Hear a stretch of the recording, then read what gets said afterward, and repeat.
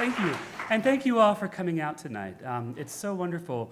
A 600-page anthology takes a lot of work, and it takes a lot of money. It took 5 years of my life. Those of you who know me, should you hear me say the word anthology, anthologize as a verb, please shoot me quickly and quietly if I ever do it again. But this was a labor of love. Josh talked a little bit about at the panel this afternoon how this book came into being. Suffice to say that we saw a need to bring together poets that were coming from other innovative schools of poetry, from the language poets, from surrealism, with other poets who were working in innovative forms, who were more conscious of their inheritance from the Romantics. And we felt like there was a conversation there among poems that was not happening among the poets. There was not the community that we wanted. And then we thought, well, we can make that happen. We know how to do that. So I want to thank Christina for helping to organize this. I also want to thank my co-editor, Josh. Where are you? Josh is in the back. Josh, stand up, please, so that people can see you. Thank you. And I want to thank especially Janet Holmes from Ahsahta Press, because she is wonderful. We have 7 readers for you tonight that come from the anthology, and they will go in this order. Timothy Donnelly, who is one of my favorite poets of my generation. C.D. Wright, who is the poet that personally taught me that it was okay to be from the rural South and to care about what language could do both for us and to us. Gabriel Gudding, whose work in rhetoric in his first collection made me think that I actually was speaking the wrong language and I needed to find a different language. Dana Levin, who is my dear, dear friend. John Beer, who is trying to reimagine the epic in ways that make me feel vaguely molested every now and again, and yet in a way that is delightful. Dan Beachy-Quick, who is one of my favorite living human beings of any kind. And finally, Brian Teare, whose each book gets better than the one before. And they will introduce themselves as they come up. Thank you all for coming out so much. Help me to welcome Timothy Donnelly.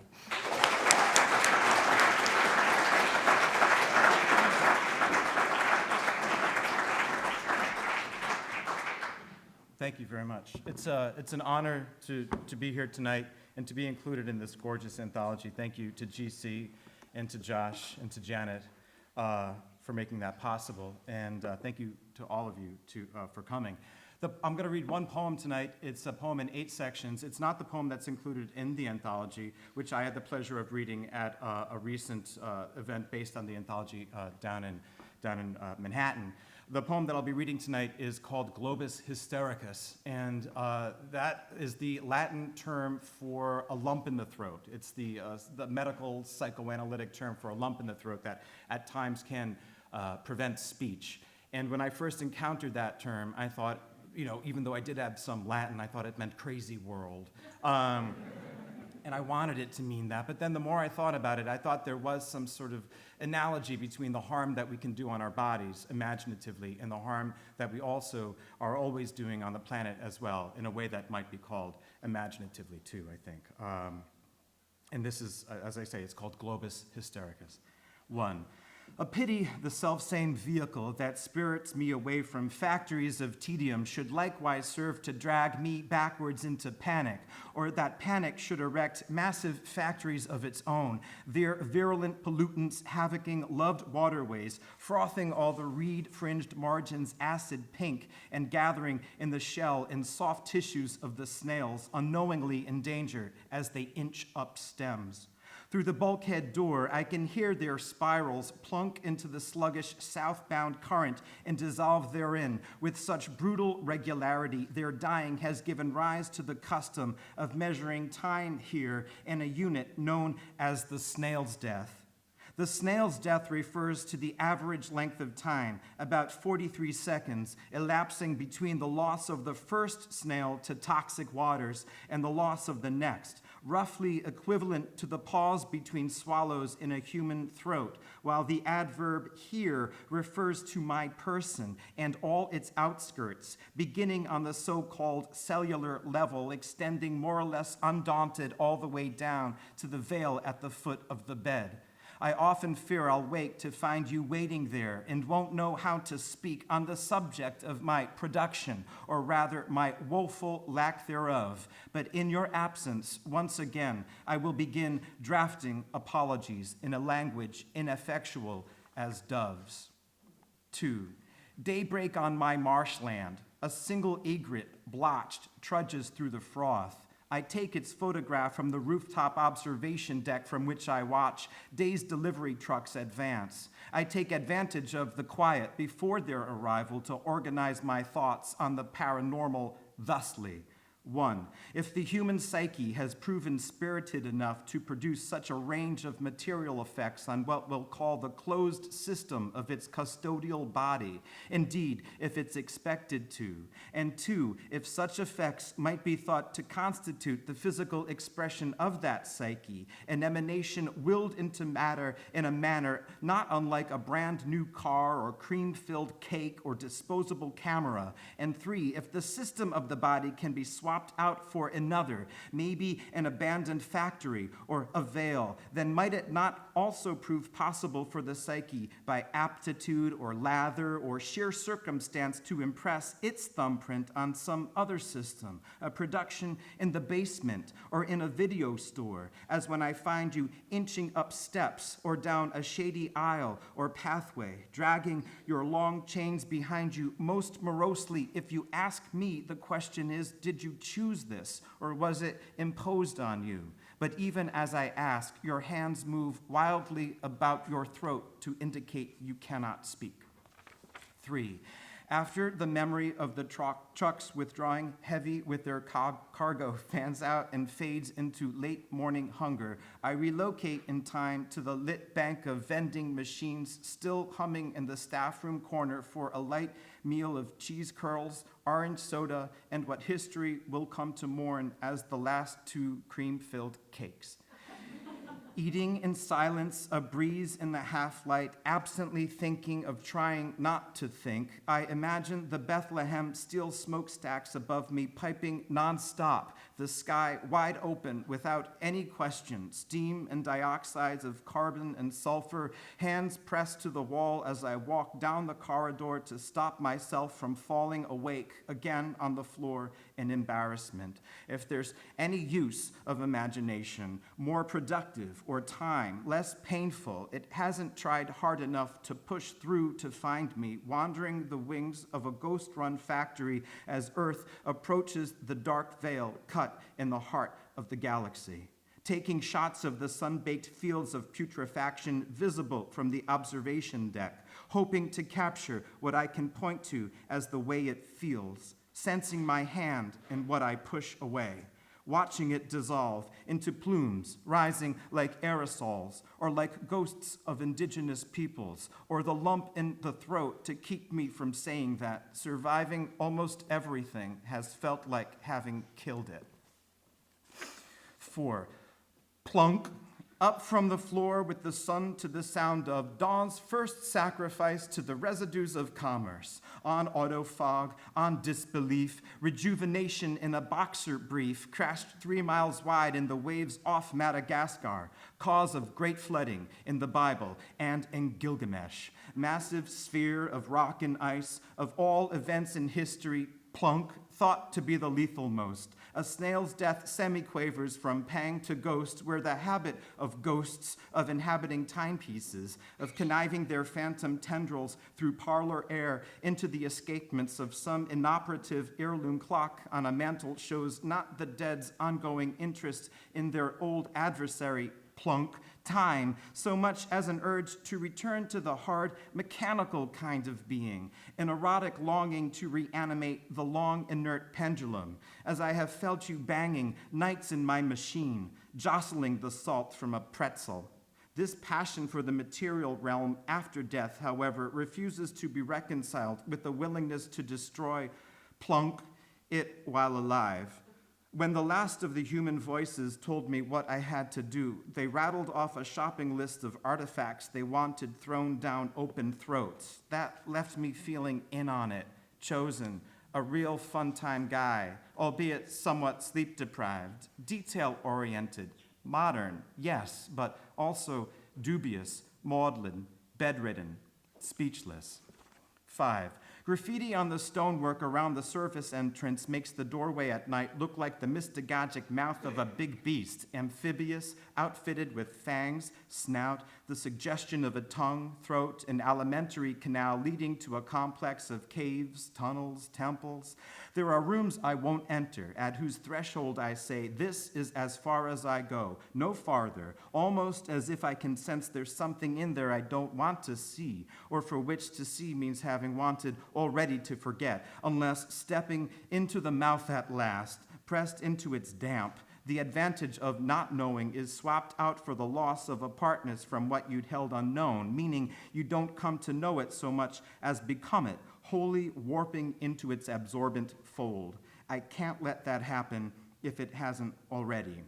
What draws me on might be thought canine, keen-sighted, but it's still incapable of divining why the constant hum around or inside me has to choose among being a nocturne of toxic manufacture, the call of what remains of the jungle, or else just another prank on my gullible anatomy. Am I not now beset in the utmost basement of industry? Is that basement itself not beset by the broad, black-green, waxy leaves of Mesoamerica? And haven't I parted those self-same leaves, discovering me asleep on my own weapon, threat to no one but myself? 6. Asked again what I miss the most about my former life. I remember to pause this time, look left, a little off camera, an entire snail's death, an air of sifting the possibilities. I eliminate certain objects and events from the running right off the bat, such as when their great displeasure brought the gods to turn to darkness all that had been light, submerging mountaintops in storm water, the gods shocked by their own power and heartsick to watch their once dear people stippling the surf like little fishes. Or when the flaming peccary of a comet struck the earth with much the same effect, waves as high as ziggurats crashing mathematically against our coastlines, scalding plumes of vapor and aerosols tossed into the atmosphere, spawning storms to pummel the far side of the earth. Approximately 80% of all life vanished in a week.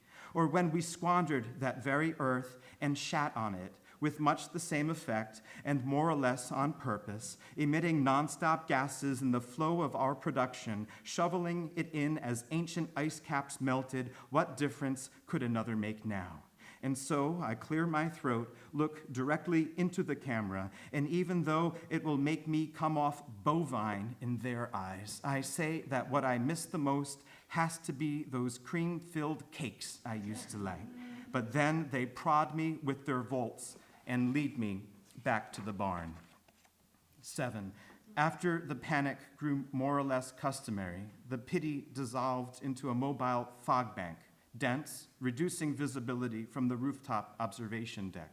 Mobile in the sense that it possessed mobility, not in the sense that it actually moved, because it didn't. It just stayed there, reducing visibility, but not in the sense that it simply diminished it or diminished it partly, because it didn't. It pretty much managed to do away with it altogether, as my photography will come to show, field after field of untouched white. After the possibility of change grew funny, threadbare, too embarrassing to be with, I eased into the knowledge that you'd never appear at the foot of the bed. The veil turned into a lifetime's heap of laundry, and not the gentle tuffets and streambanks of an afterlife it seems we only imagined remembering, that watercolor done in greens, and about which I predicted its monotony of fair weather over time might deaden one all over again, unless being changed with death means not only changing past change, but past even the wish for it. I worried to aspire towards that condition might actually dull one's aptitude for change, that I would grow to protect what I wished to keep from change at the cost of perpetuating much that required it.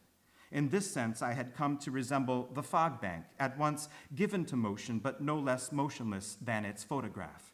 The last time I saw myself alive, I drew the curtain back from the bed, stood by my sleeping body. I felt tenderness towards it, I knew how long it had waited and how little time remained for it to prepare its bundle of grave goods.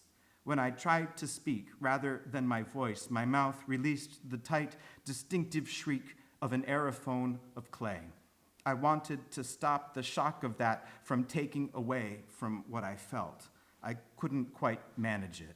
Even at this late hour, even here, the purity of a feeling is ruined by the world.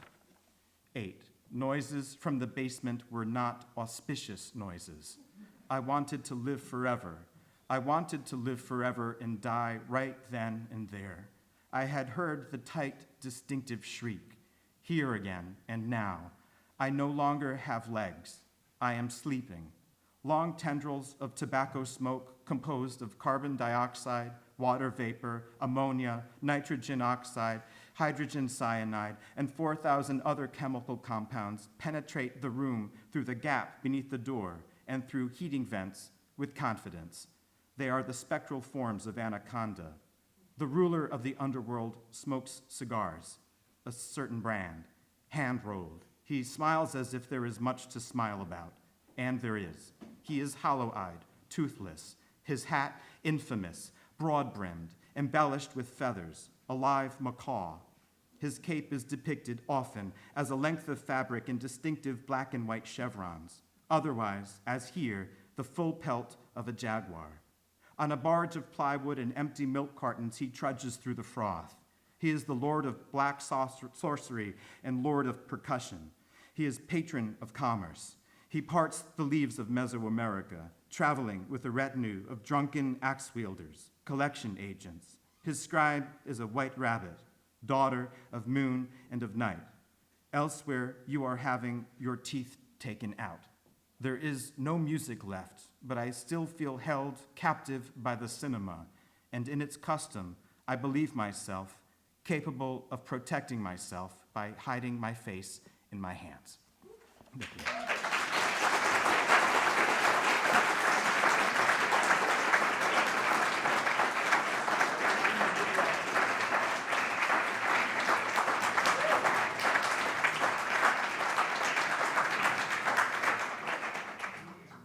Going to seem really slow-mo. So I'm C.D. Wright. I'm going to read just a few opening passages from a book called Deep Step, Come Shining. The premise of this was oddly suggested to me by my friend Deborah Lester, photographer, to write something about dreams of the blind. So we took a road trip visiting outsider artist in the South, and that's how we did our project. Made only sense to us, I think. Our heads just crack along the exact same lines, so we don't have to talk to anybody else. All right, so I'm just going to read a few passages from Deep Step, Come Shining. Meanwhile, the cars continued in a persistent flow down Close Burn Road. The refrain to the rain would be a movement up and down the clefts of light. Chlorophyll world, July, great goblets of magnolia light. Her head cooling against the car glass, the mind apprehends the white piano, her mother, who played only what she chose, who chose only to play, smoke gets in your eyes. A stadium empty, the ruby progression of taillights, the eye's ability to perceive a series of still images as continuous motion, time-lapse. This wasn't movie traffic. There weren't 20 people to see smoke.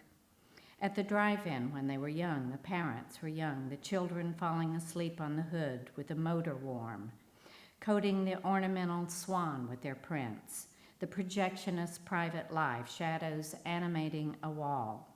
Never avert your eyes, Kurosawa. A photograph is a writing of the light, photographine. More than magnolia, crepe myrtle is missed, the white bushes especially. Against undifferentiated dark, it is unlike night. She will still be up when we come in, our floating host. She will be at the door in her pleated nightgown, admit us into her air-conditioned nightgown, her glory cloud. In the seclusionary cool of the car, the mind furnishes a high-ceilinged room with a white piano, seldom struck, color sensations, in which the piano floats on a black marble lake, mute swan in a dark room. Beyond the windshield, the land claims saturate levels of green, illuminating figures and objects, astonishing our earthliness. I was there, I know. Everyone in their car needs love. Car love, meat love, money love, pass with care. Deep step, baby, deep step. The bone man said he would take the blinded to the river with a mirror, and then what? The bone man said he would take the blinded into a darkened room and put a hot herb poultice on their sightless face. Mullen for this, mullen for that. We called it flannel. Then leave them there. The baby sister of the color photographer had a baby girl in the hills, born with scooped out sockets in the head, born near the tracks they sprayed with Agent Orange. The railroads denials, ditto the armies. They would have been blue, the eyes she did not have, blue as the chicory in yonder ditch. We see a little farther now, and a little farther still.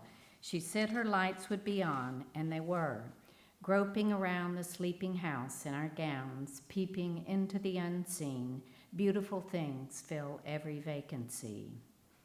Ripcord Lounge is up on the right, 32-degree beer, a little past the package store. Suddenly I have the feeling of a great victory, a delirious brilliance. All around in here, it used to be so pretty. The bone man's bobcat, its untamable eyes in the night. Did you know a ghost has hair? A ghost has hair, that's right. Peaches and fireworks and red ants. Now, do you know where you are? I boarded with a suitcase of Blackbeard fireworks. I had forgotten about the Unabomber. They shook me down, confiscated my sparklers, my Roman candles, my lady fingers. Make a left just beyond Pull-Tight Road. The land obtained in exchange for 2 blind horses. This land became known as Wren's. Merely listening. After the rain, the trees smell so pleased. The hail sleep naked atop the sheets. We leave the deck for the lawn. The grass is licking our feet. A semicircle of chairs opens a parenthesis in the direction of the light source. We see a little farther now and a little farther still, peeping into the unseen. Why is she so kind, our floating host? Why am I so stingy and vain? A baseball diamond in every hamlet. The waitresses in hairnets, nurse caps. Employees must pluck out an eye before returning to work. Cold eyes are bad to eat. You lied. She doesn't have air conditioning. She is long in bed. Note on the fridge, vanilla yogurt inside. See you in the morning, girls. How did you like smoke? No one should know the hour or the day. We will become godlike. Open the window that the glory cloud may come and go. Inside the iris of time, the iridescent dreaming kicks in. Then turn off that stupid damn machine. Kepler's invention of the camera lucida fell into oblivion some 200 years. There is no avoiding oblivion. Where does this damn stupid thing go? For God's sake, are you sure you want to wear that? Especially in this one-stoplight town. Watch out for the swerve of small-town eyes. AG. Feel them trained on you in unison. Boiled peanuts. Now that is an acquired taste. Once the eye is enucleated, would you replace it with wood, ivory, bone, shell, or precious stone? Who invented the glass eye? Guess. The Venetians, of course. Go to Venice, bring me back a mason jar of glass eyes. They shall multiply like shad flies. Thank you.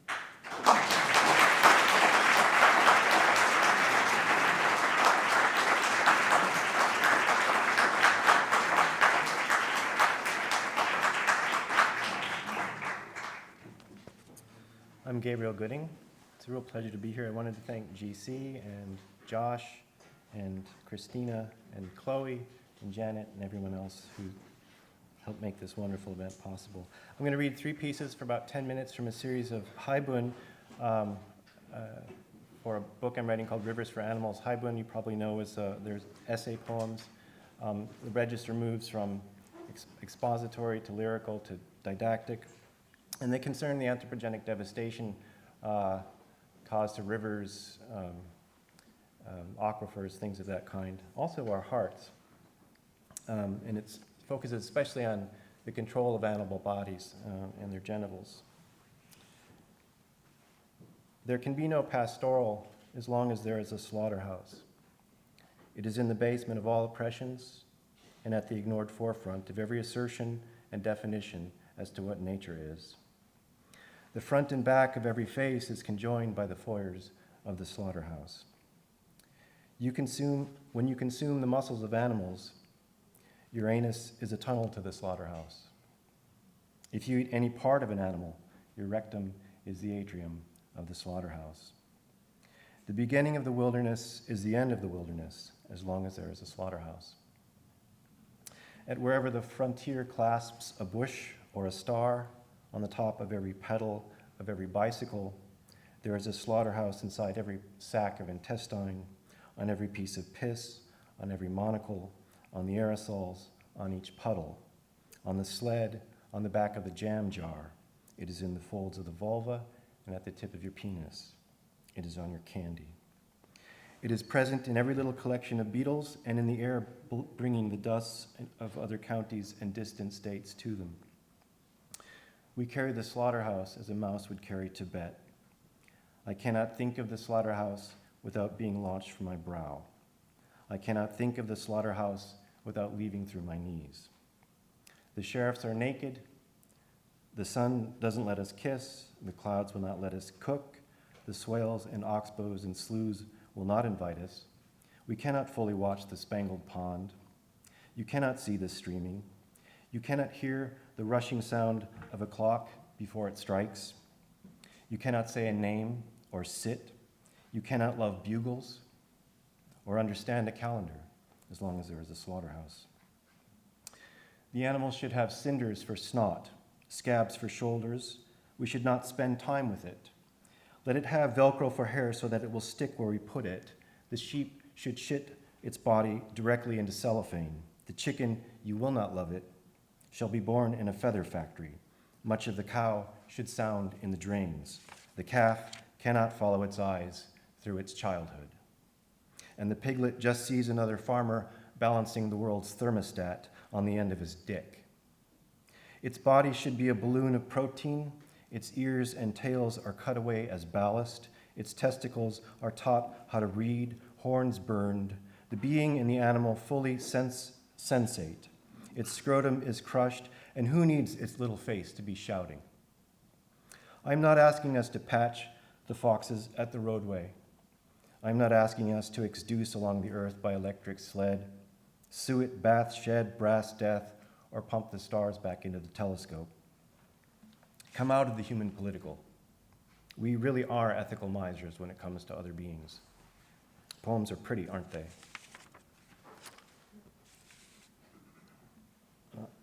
This is another one. We think a car just drives there, but there is a fuel and islands we cross, and particulates rise away from these. The tires, in fact, unspool. Aerosolized dots of rubber tape themselves down beside rock that has traveled from the past into the days when a driver dies and those who are reading about the driver die. The driver moves. Ring road, service road, cul-de-sac, diametrical street, the milk road. The night trees are astral nets.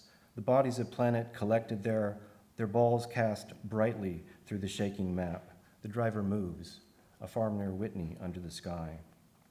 The car is on the plains. The car and the buffalo are the anode and cathode of modernity. When the bullet found the old tub-like lives of the bison, when the bullet was disjected from the Sharp's rifle, foot-pounds of pubescent meteoroids assumed a nest in the wattage of its heart, an odd death puffed in the stuffings of its legs.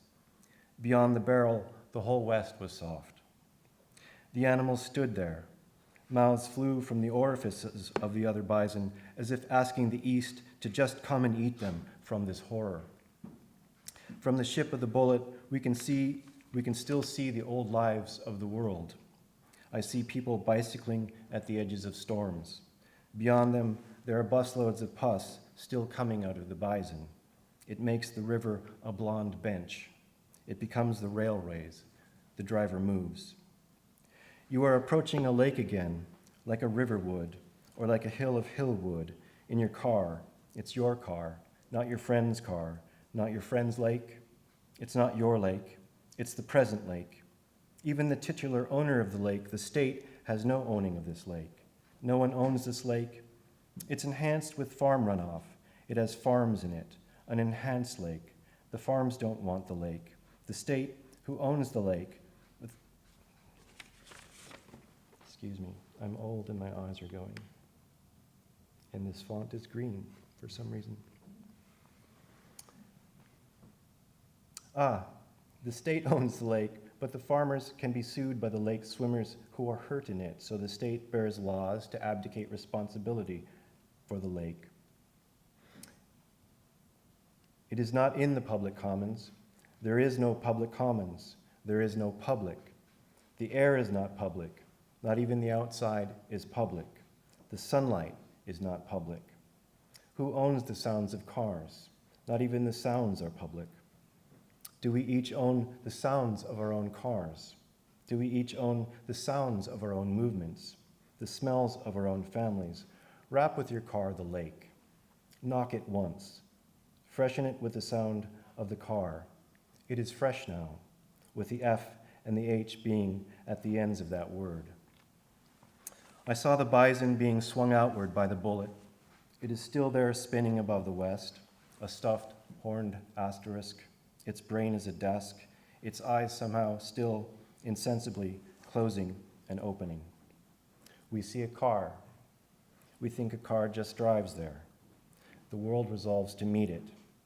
We see how it proves the elasticity of the roadway, the arrayed elasticity of wheat stems, how sweet and warm the places of the soil are, the corporal hills, urine which moves from the animals, milk in the squirrels, nouns in the adequate flax. How darling are mammals. They are not little shows freighted with pain and anchored all around us. They are freighted with pain. Last piece. Tiny font. Our illiterate, jovial relations with the earth, development of, labia, function and prettiness of, labia, development through time, how those of your ancestor may become the jowls of your grandchild, the need for a prosperous, if desultory, trade agricultural world, the ocean, its unorthodox nature, the sea, a complicated doily of forces at the center of the universe, why the sun semaphores inside its own alphabet, why the floor of the pond was hoisted onto the grease of the solar system. Outside, its nature, what is to be outside, partly to expose the dermis at sensation caused by moving air, damp from rain, dew patina, biofilm and sun pound, impact of small object borne by air current, the subjection of those membranes that produce mucus, a viscous colloid containing antibiotic enzymes, composing and surrounding the eyeball, nose, mouth, genital, to the webwork of twigs, boughs, muds, animal leavings, the rusting of filaments, foisting of hair, threat of bodily attack, exposure to dust, inhalation risk, pollen fume, the floating of genetically modified spores, is to feel the world without a house or other anchored or otherwise heavy climate-controlled integument containing seats, beds, desks, such as building or vehicle into which we otherwise insert our bodies individually or en masse. En masse. How there is no end of beds in the solar system. Magnescient waters swaddled in cambium and chained with antic esculent meats, who collect the chunky impediment called food. We imagine the landscape as an asymptote filled with ejected things. How the geese sound like pleasant and anxious dorks. Dissolution, its nature. How most corn, weather, cow comes at us in pieces. How rain, divided to thousands of pieces, coalesces to one piece of river, water mass of liquid distended to a cohesive slab of rain slipping through hillside in which is suspended a brambledom of dissolving animals. Ayn Rand, her retarded nature, immunohisto river, cell rill, Twain and the demise of river life, the wrecking of Illinois by supermarkets, the old cosmos of the river, its absence, non flumen, sed orbis, pantare, meet as condensed sorrow, sorrow, its totalized relation to agribusiness. Thank you.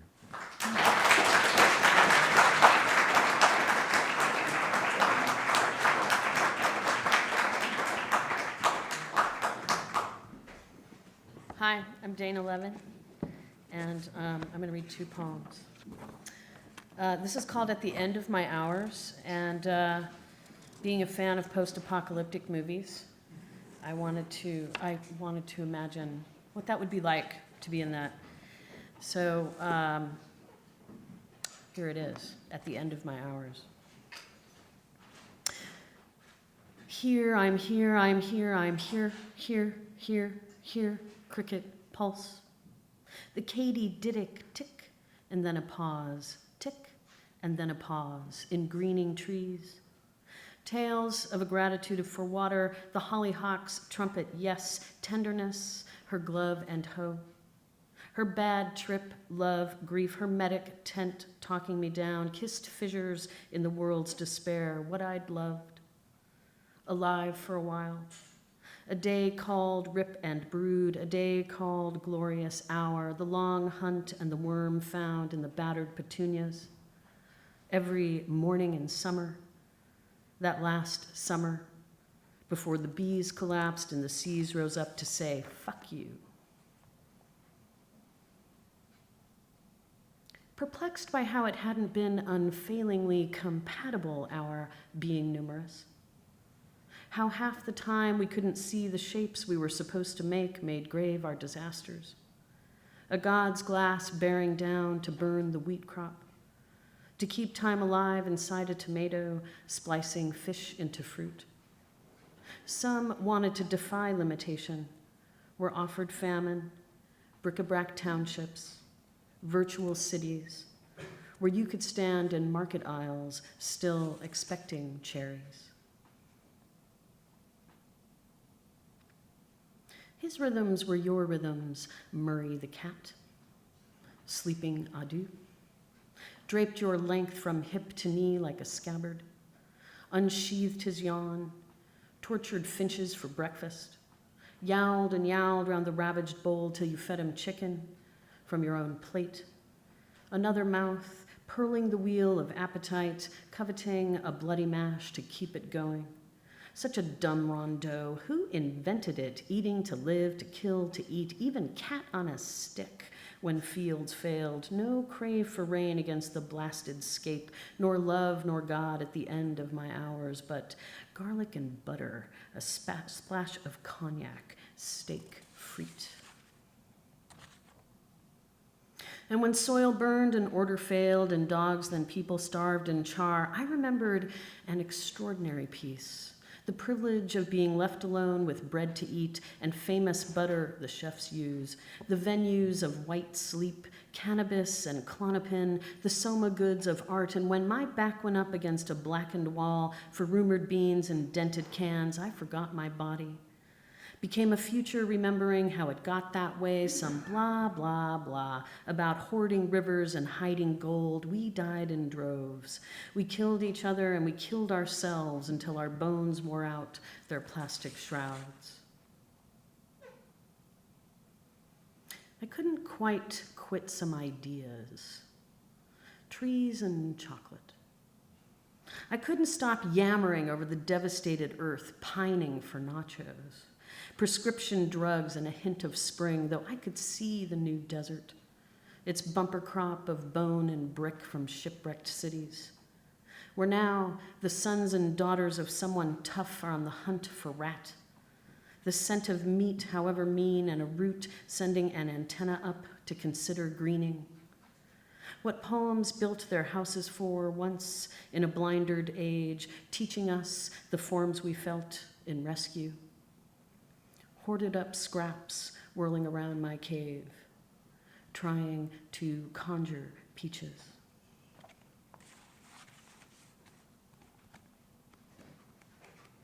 And this poem is in the anthology in the section called Necro-Pastoral. If you want to become a forensic anthropologist, maybe you will go to the body farm at the University of Tennessee, Knoxville, where there's an acre of corpses in various states of decay, and you will do your homework there. You'll find out, how do you know how long a body's been dead? How do you know if a body's been moved? So in this poem, you are a student in this program, and you are indeed going to do your homework. You better do your homework.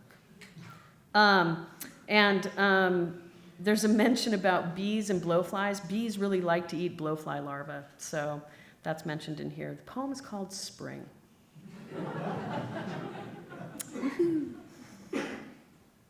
The sun in shafts and spades. Through the pine and birches, little breeze setting off the leaves.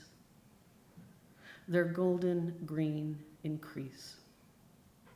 Pollen to the air, its colonial dream of a new imperium of trees. Snap against the wrist skin. And then you press down on the tongue with your gloved thumb and let the honeybee show you the way. The dark tunnel paths from light to light. Flay the face and scoop out the eyes. You'll see. Bees in a cloud round your hand. Egg herder, your smell synonymous with treasure. Shining a light at the back of the throat, blowflies and liquid pearls the bees murder to eat. And all at the lips and nose a yellow dust, pollen they have delivered. You scrape it into a little sack. Ripple and snap. Bend to the O of the rigored mouth. Listen.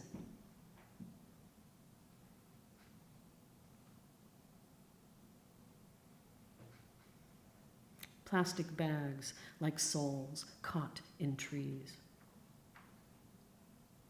What to harvest from the sloughed-off suits of the dead? Like seashells cupping the ghost tongue of the sea, their black mouths speak. You crouch to the hum with a bag and a blade. You, the god it sways. Thank you.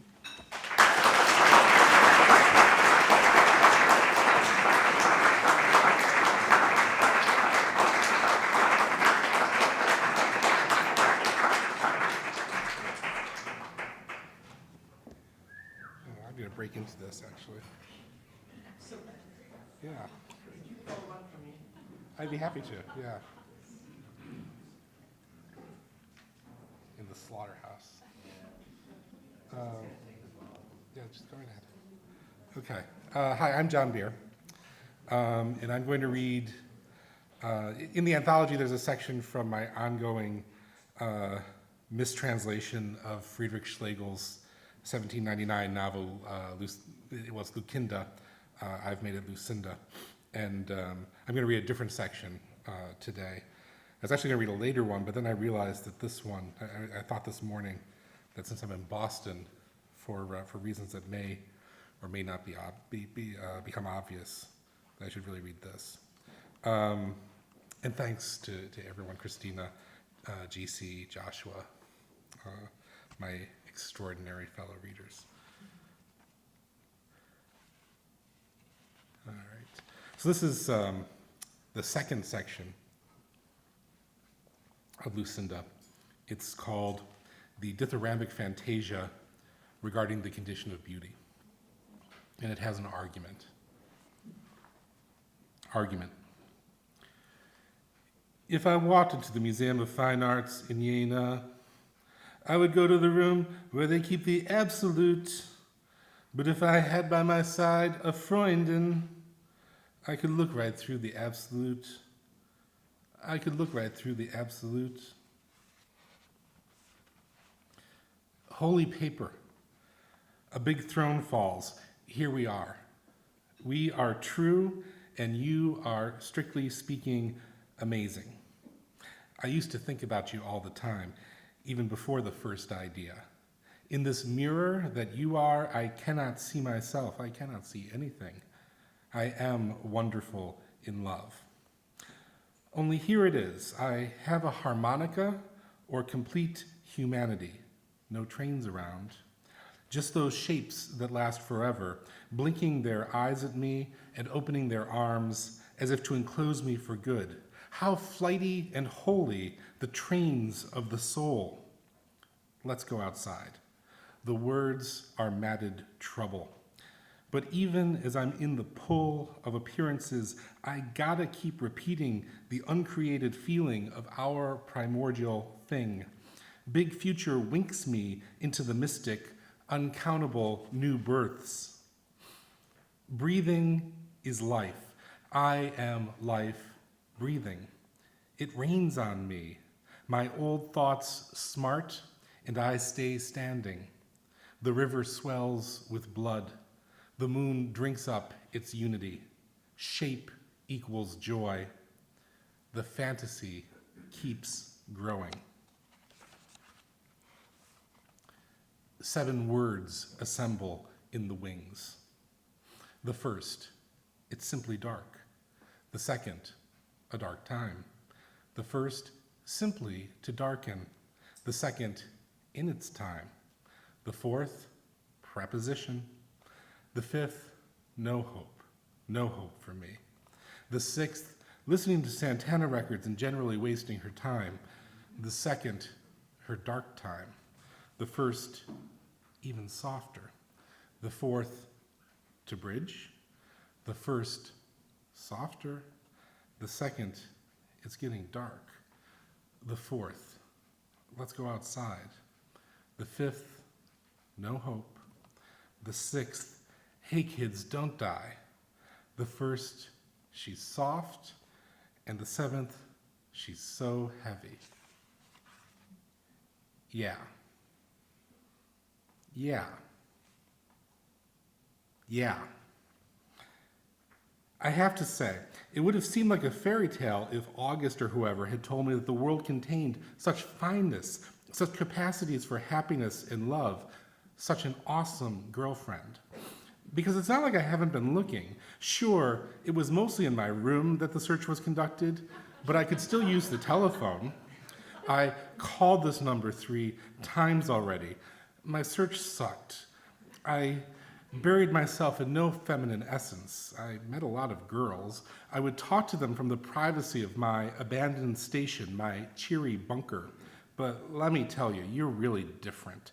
I think you're special.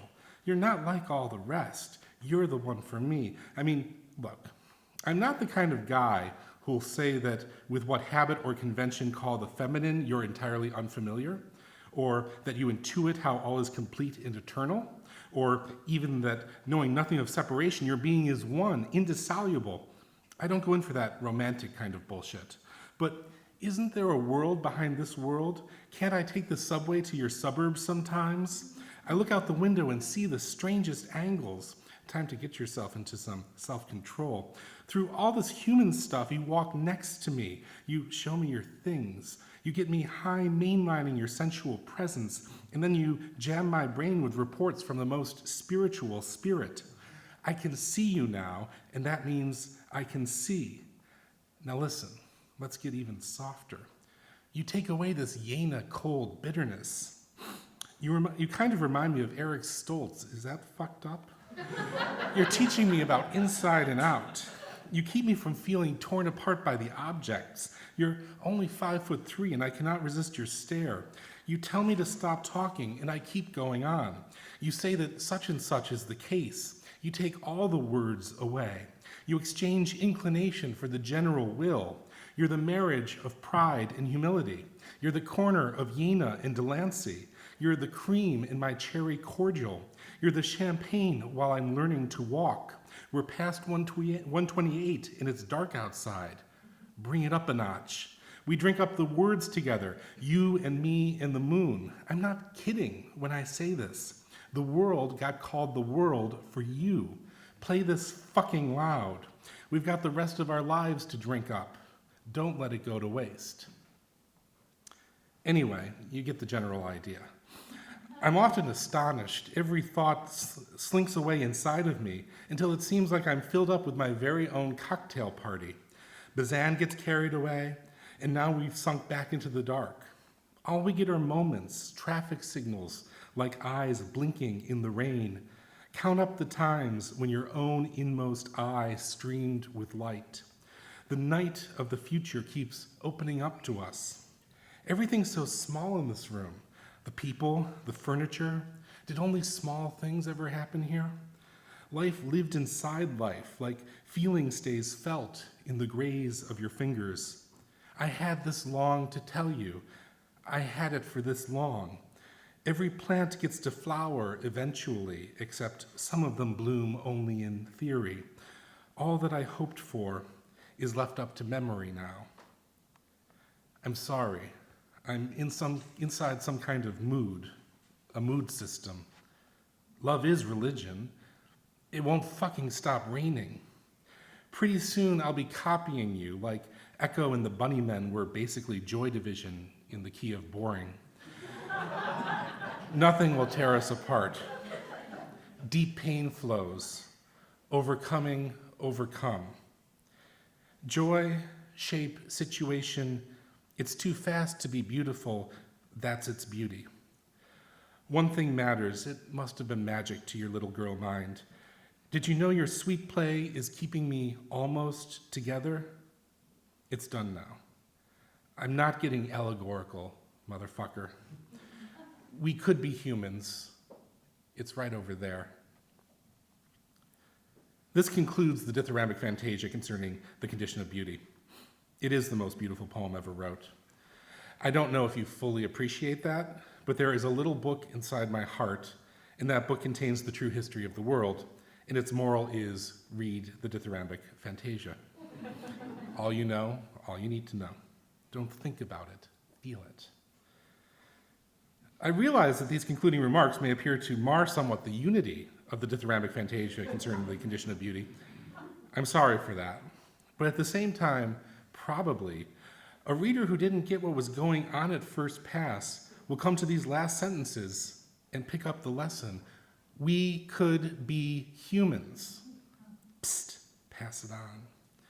Later on, I'm going to tell you a little more about freedom and fresh possibilities. I'm going to tell you more about this girl I met. If it's not making sense quite yet, give it time. I have a lot more I want to tell you. Cut it, quit it. Thank you.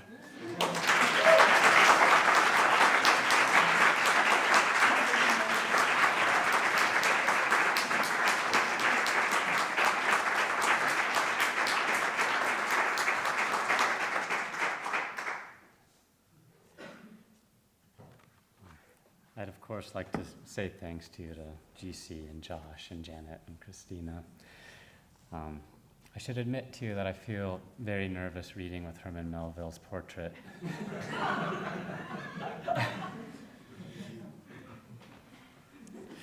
That was for you, Dan.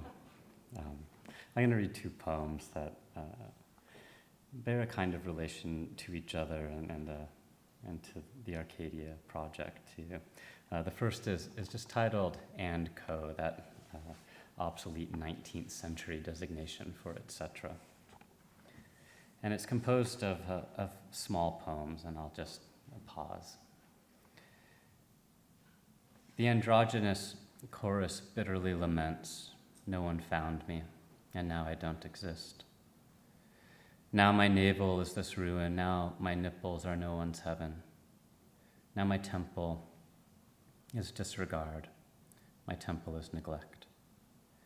That great deeds have been done, none doubt. Look at the ditch's dark lines still shining within the miasma. Are the vapors still leaking out of my mouth, even as I sing this very song? My eye aches and aches right here in the brick in this red wall, aches here in this very stoop's top step, aches this wooden bell too dumb to know how to ring. Missing a line, corrupt the structure, the soul that says over and over again this and this, vague, unintentional flourish toward the horizon, gone missing. Starless night, the old ruins crumble, and no one knows the sound is not thunder in the night. And so of other darknesses, those evenings in the brain. Deader moon, oh, restrict yourself as I restrict myself. Borrow, don't own. I am alone. We all say it alone. At once we say it once, all of us say it. I am alone. When the horizon goes missing, every line breaks. I shore these ruins against my fragments. Oh, that dead end, the sun. I like how this voice performs itself inside my mouth. This voice everyone speaks inside my mouth as me, as I speak inside theirs. Great deeds undo the mind into a gentle dance called witness. Witness the eye that blinks, witness the night lid, the shadow lid, witness that eye all white, blind eye, prophets, rubble, closing once a month, only to open once a month. Gravity inters a question, not a grave, nervous stone, mute eye, mutable eye, dumb, witness, none, witness, always falling into the world it never reaches. You believe this dust, we walk on this dust, a dance grides finer, the fine grit rising into the air unseen, coating our tongues as we sing. Can you believe this dust? We walk on this dust, a dance grinds finer, the fine grit rising into the air unseen, coating our tongues as we sing. Can you believe this dust? This little hole right here in my head, I touch it when I feel confused, and every other cloth-draped arm gestures just the same. This little hole in my head, this dandelion's bloom. No sound but the breath that blew it apart in the brain it enters, so some wish takes root. Speak to me, find me, touch me, so I know this little door in my chest keeps closing me out of myself. This little panic's furious weed, remember, one flower is an anchor in the drift of the world. Oh, no, there is no flower. I keep touching my head and find it missing. This rigorous music some call thinking, we call anonymity. We forget the words to sing the song. Erotic threshold, these thousand threads we call our hands up to our faces when from one another we wish what we wish. To hide in that exact place where each one can describe the shape of a cloud and step in, borrow mist as we borrow light, step in order to be found.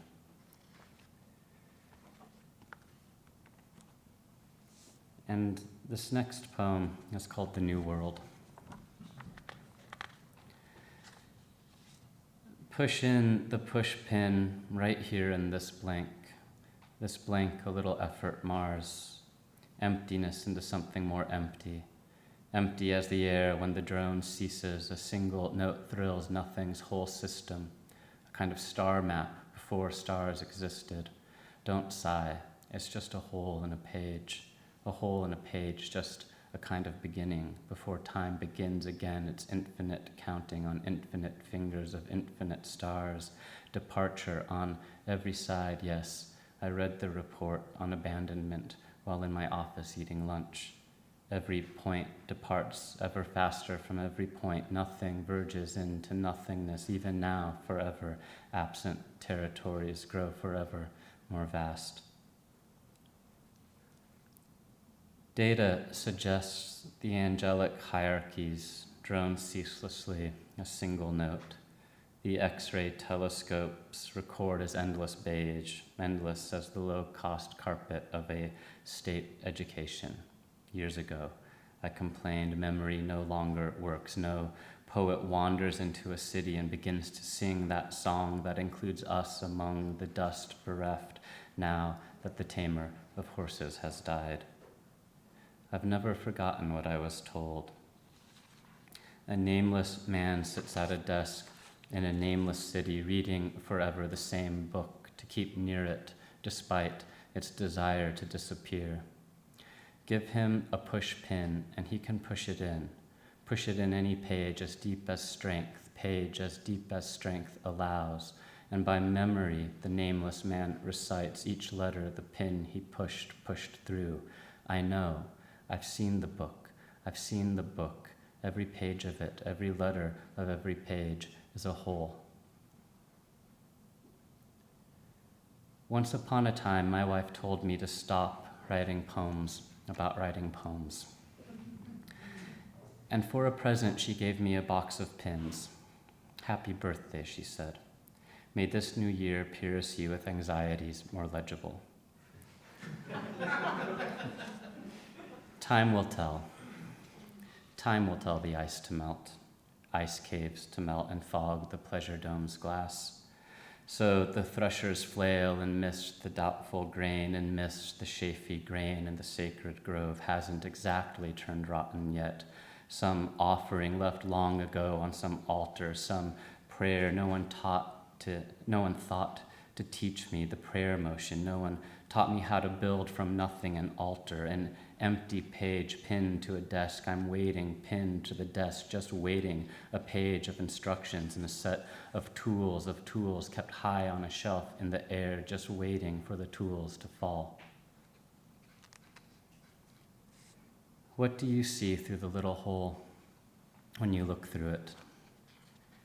Is it what they see when they open their eyes, the animals, when they open their eyes on the open, the denial of the open that devours, that gnaws, distant, swallowing itself to grow immense, unable to run faster than what runs always faster, run away, but running away only runs closer to the... Or do you see, as I see when I hold the pinhole up, a field of gravel stands, tractor treads trailing like tresses, behind a field of flowers, no, not flowers, field where the test blast blew the houses down, radiation, a glowing gown, the wind wears the poppies, radiant glow, and over the graveyard it too grievously blows, keening, it cuts away the margins, keening, it cuts, as does the plow cut one more petal from the petalless whole. A bare stem looks like a thread holding up a hole instead of a head, just a thread holds up the whole. Don't sigh. What do you see through the little hole when you look through it? What do you see?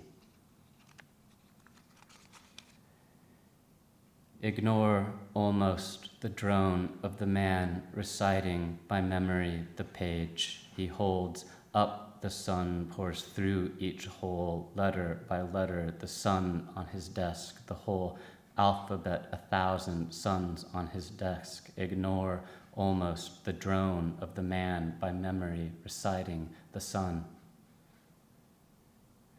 Then, friend, will you see as I see? Past the described fields, all inviting you in, across the graveyards and over the aviaries, beyond the chalk cliffs where swallows nest in holes the sun never quite fills, past the always filling, never full sea. There where 3 men and a woman gather, they gather in their robes before a stone, and 2 of the men watch intently, anxiously, as the third bends down to trace his fingers on the letters carved in the stone, traces his fingers on the letters he cannot read, friend, so he remains forever silent, and don't sigh forever. The woman looks away, looks down, as if she sees in the field a hole no one else can see, a flaw only her own little pinhole, a little tear in the canvas, and without a tear she spends eternity watching disappear what all it is that disappears.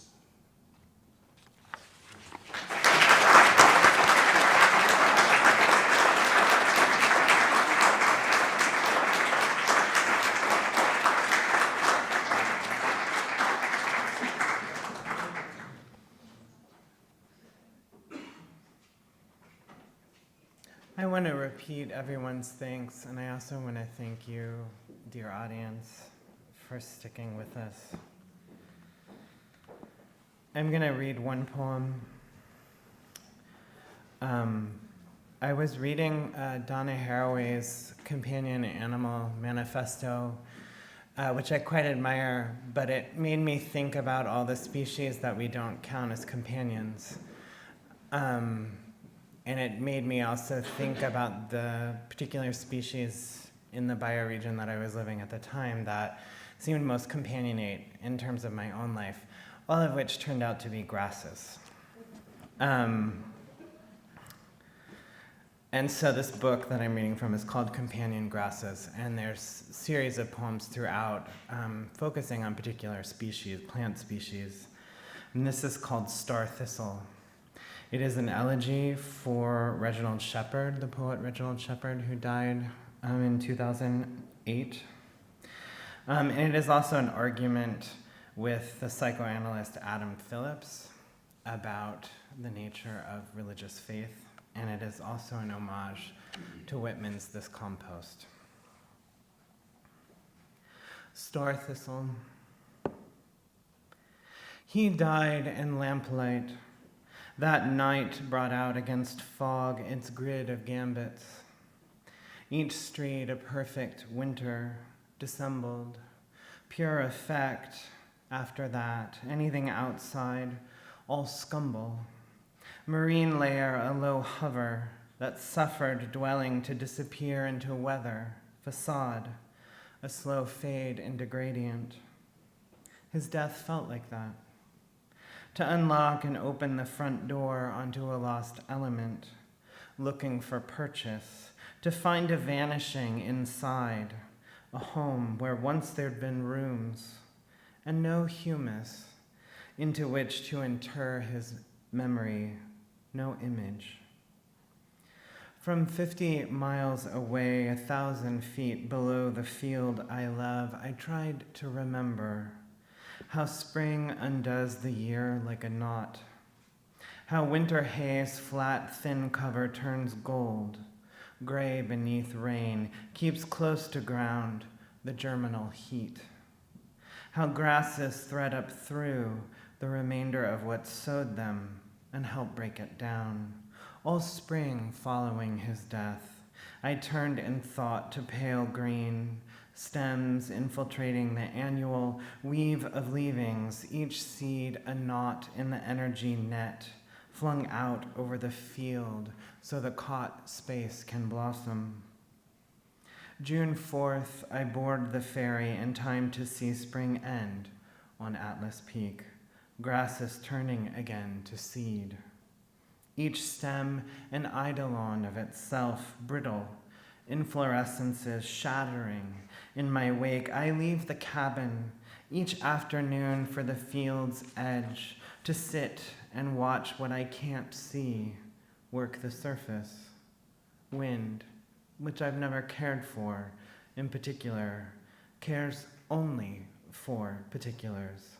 This rachis, this spikelet, these loticules, nothing too miniature to be seized by a shaking, neither grief nor fear, and far more complete.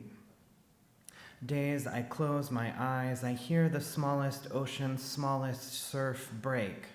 Beneath my feet, a pile of gold seeds that rattles the dust. After 14 years of living with HIV and the side effects of protease inhibitors, after persistent, misdiagnosed abdominal pain turned out to be colon cancer that spread to his liver, after the removal of the tumor and the majority of his colon, after chemotherapies, nausea, and neuropathy, after a perforated abdomen led to a heart attack, following 3 surgeries and a seizure after the second surgery, after severe peritonitis and a very bad case of blood poisoning that almost killed him, Reginald died. His final letter to me ending, as always, "Take good care, my friend." A gesture. I leave the field to hike up the trail, thick with wildflowers. Less vetch this year, but plenty of Mariposa lilies, all the flowers bountiful until halfway to the ridge. I enter another field of a liminal tint, blue-green, stems covered in pale hair, thousands still tender, but others older, each branch ending in a bright ball of spikes, soon to bloom. Yellow store thistle, non-native, invasive, particularly noxious to grazing animals. Each year, the thistle spreads farther down trail. Each year, each plant bears 1 to 1,000 seed heads, each seed head holding as many as 80 seeds, the life of one plant, easily leaving 100 behind. Knowing nothing I do will help. I pull up 100 young plants each time I pass the first field of them. I grip each stem low to ensure I get the long, ingenious taproot that even during drought reaches water, and my forearms blister where they're pricked by lateral spines. It might be bad morning to want the thistle gone, but I go on hating it. It seems an uncanny design, ensures its slow destruction of an ecosystem. It chokes out healthy grassland flora, even kills grazing animals that might control its spread. Uncanny, it survives drought and thrives off wildfire both. Just a pretty weed, holistic in its grip of a habitat. The thistle is not metaphor and extends into the future as far as I can see, easily filling the field I love. At its edge I stand, my skin a stipple of blisters. Something startles me where I thought I was safest, Whitman says. Now I am terrified at the earth. It is that calm and patient as it undoes itself, undoing that toughens to give way relentlessly to nothing but its own propagation. The earth undoes itself as each life undoes itself, and to what end is what terrifies me, as after the hike I try with salve to soothe the blisters that deepen and weep weird, clear fluid. The day before Reginald died, we spoke on the phone, but morphine filled his speech so completely it was terrible to listen to him disappearing, even as he said, "I love you," and I echoed him, the last thing I could bear before I had to say goodbye, filled with the certainty I'd failed to witness the death of a friend I'd loved. Good morning accepts transience, sure. It makes sense in the field I love, where I see next year already on the stem. Sun draws inflorescences taut, and wind separates what's left into seed and chaff. But I was raised to believe in a personal God attending a death whose final horizon is eternity, an ideal persistent as the star thistle seeds carried to California by contaminated feed in the 1850s, whose progeny covers 12 to 15 million acres currently. What chemistry, as Whitman would say. It is that calm and patient. And though the thistle isn't metaphor, I find myself kneeling, weeding the lowest field again, and I become everything about root giving up ground, the groan it grudges as it eases up, out, the subtle scent of the flower that when eaten by horses causes brain lesions, and mucosal mouth ulcers that lead to eventual death by starvation and dehydration, and when eaten by bees makes exceptional honey, heavily fragrant and strangely dark, almost gray. 2 weeks before we spoke, Reginald in the hospital wrote his last poem, God with Us, ending it, How I Want to Believe, a pearl, an irritant. It's one thing to want to believe, to live by building a mind on the fault between faith and doubt. It's another to believe the longing for belief, an attack, a distrust of immersion in the material given us as habit and habitat. No possible rush of friendship for stones, grasses, and humus, as if the human were over, and the wild deer in us were released at last, at dusk to disappear into the stand of manzanita far across the field I live. If we die to become nothing but matter so that being itself might continue, grounded by ground itself, such a sweet thing out of such corruptions, who wouldn't wish to linger in the material world that won't spare me or let me hold a living hand to him? All spring I'll return to bring grief to the field, always one root I can't pull out entire. As above, so below. From star down to thistle, it's all the same. Still firm in the ground, today it breaks in my hand. Bad morning, that this summer flowers, the life only destruction makes possible. Thank you.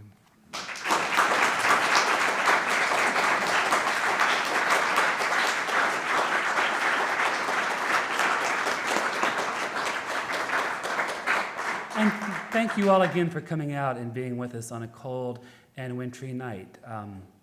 Thinking of Brian's poem, it's good to remember that we are still here and there is some time and a few things are still possible. Help me thank our readers one more time. Thanks.